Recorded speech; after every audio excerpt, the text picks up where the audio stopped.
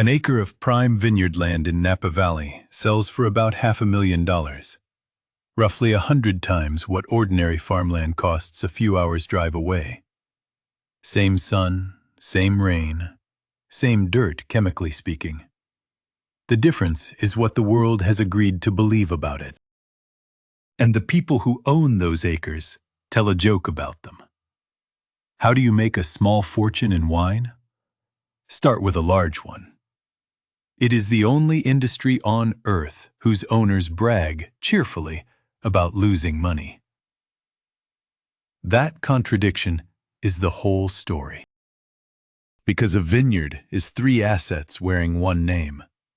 A farm with brutal economics, a luxury brand with beautiful ones, and a piece of land that has outperformed almost everything. Which one you actually own decides everything. This is the economics of owning a vineyard. So take the owner's seat. You buy bare hillside and decide to plant. The trellises, the rootstock, the irrigation, the deer fencing.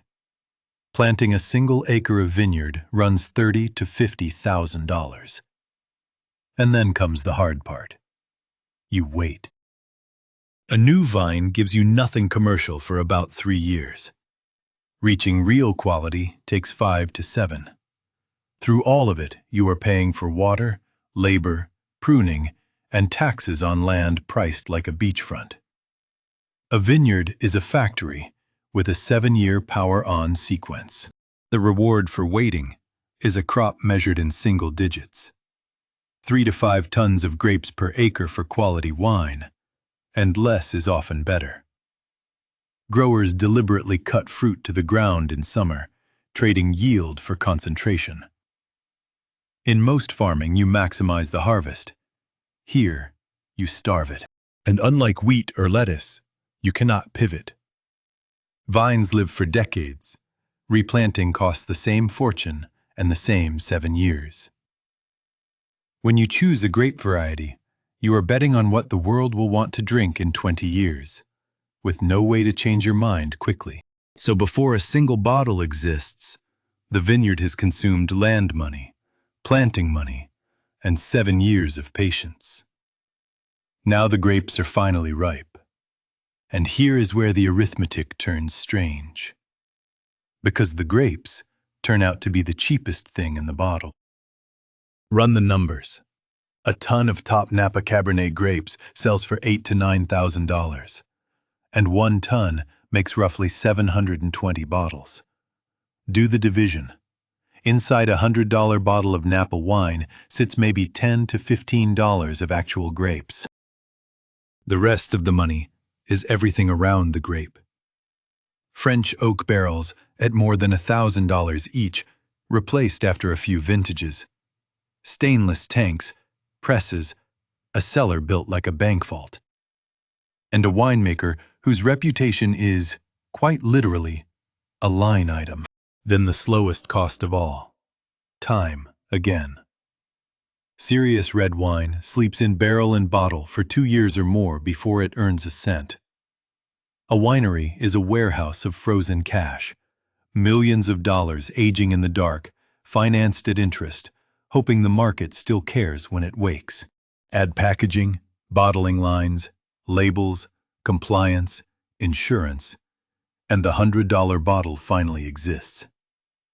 Surely now the vineyard gets paid. Not yet.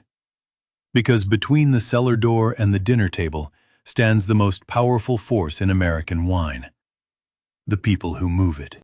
American law, a leftover of prohibition, forces most wine through 3 tiers: producer to distributor to retailer, each taking a cut.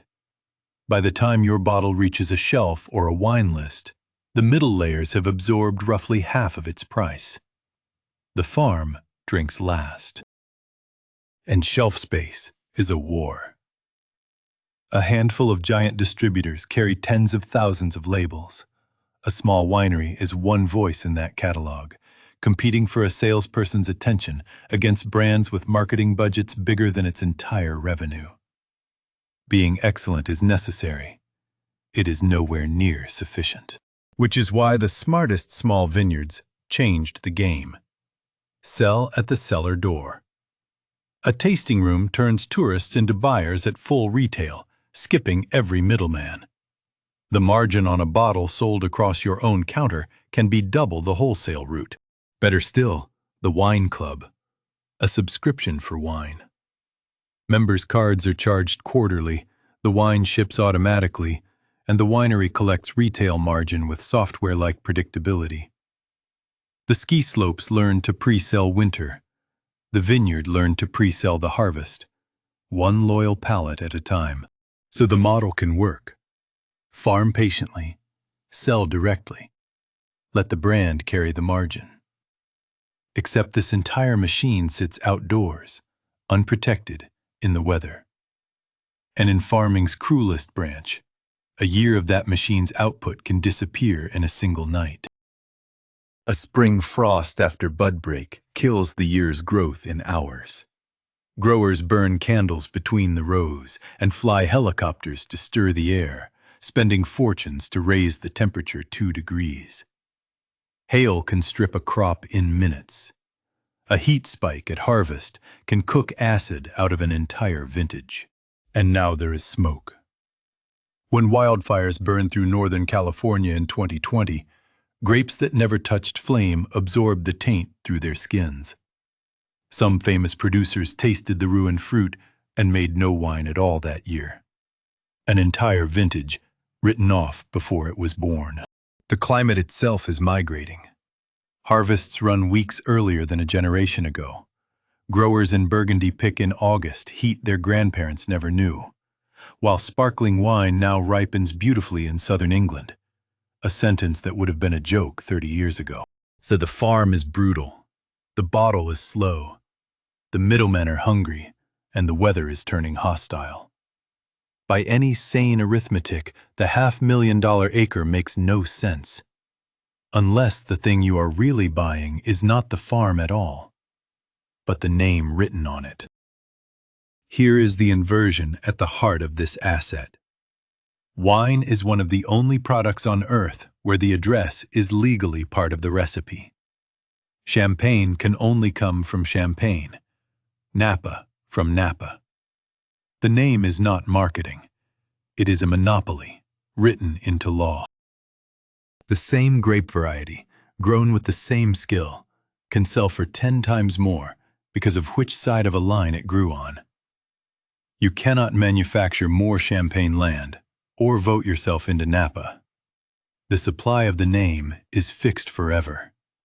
And fixed supply is where fortunes live. At the extreme sits Burgundy, where centuries of monks and inheritance carved hillsides into named strips a few rows wide. The rare times a great parcel trades, it prices in the tens of millions per hectare. Nobody pays that for grape juice. They pay it because there will never be another. This is why the joke about small fortunes misses the point. The operating business loses money, yes, but the land underneath has appreciated for decades, faster than the wine ever earned. The vineyard is a farm stapled to a vault. The farming is the price of admission to the vault. And so the buyers changed. Tech founders, financiers, luxury conglomerates, and celebrities now collect estates the way their grandparents collected art, accepting returns near zero because the acre is the trophy, the tasting room is the gallery, and the wine is the world's most expensive business car. With trophy money flooding in and a legal monopoly on the dirt, wine should be untouchable, which makes the industry's biggest number so uncomfortable. The world keeps drinking less of it. Global consumption has sunk to its lowest level in about 60 years, and it is still falling. Each generation drinks less wine than the one before it. Younger drinkers reach for cocktails, seltzers, or nothing at all. The industry that spent centuries convincing the world wine was civilization itself now faces customers who simply, politely, are not thirsty. The result is a lake of surplus. France has paid growers to rip out thousands of hectares of vines. The European Union has funded the distillation of unsold wine into industrial alcohol. Australia at one point held years of unsold inventory. Vineyards are being retired on the same continents that invented them. Meanwhile, the shrinking market concentrates.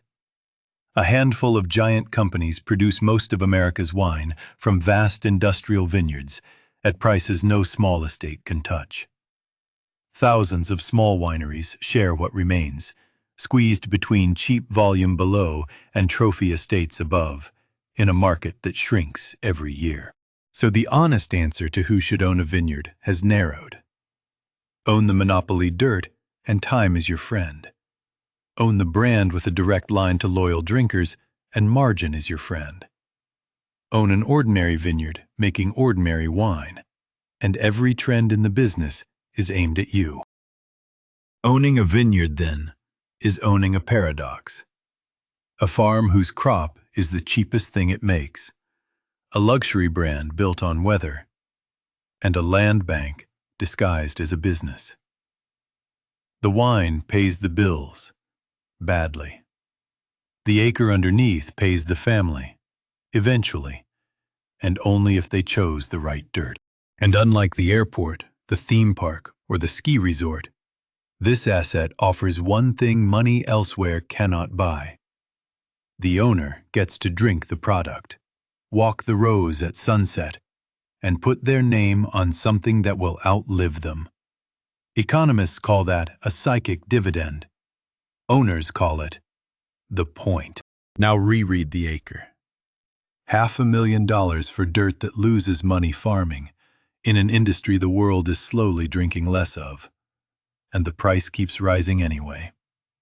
Because the buyers stopped pricing the wine long ago. They are pricing the name, the view, and the vault.